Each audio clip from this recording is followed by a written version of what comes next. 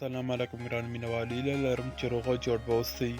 مینوال تېره شپه په هندوستان کرکټ غوره لیګ یا IPL سیالۍ کې د راشد خان او نور احمد لوبډلیان ګجرات لوبډلې او د راجستان لوبډلې ترمنځ یوه ډېره په زړه پورې او جالبه لوبه ترسره شوله.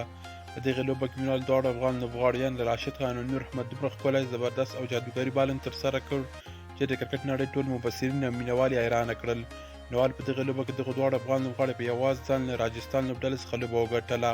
په دغې لوبه کې مینوال راجستان لوبډلې لومړی بیټینګ ترسره کړ او د راشد خان د لوبډلې ته د 113 منډو هدف وټاکه.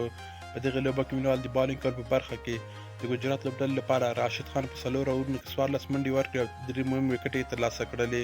بل خوا مینوالو بیا نور احمد په دغې لوبه کې 3 اوورونه ترسره کړ، 15 منډې یې ورکړې او 2 مهمې وکټې یې ترلاسه کړلې. مینوال د راشد خان د لوبډلې د ګجرات لوبډلې دغه هدف په یوې وکټې له لاسه ورکولو سره پوره کړ، البته په 14 اوور کې، او لوبه یې د 9 وکټو په توپیر له راجستان لوبډلې څخه وګټله. په دغې لوبه کې مینوال راشد خان د لوبې غوره لوبغاړی شو.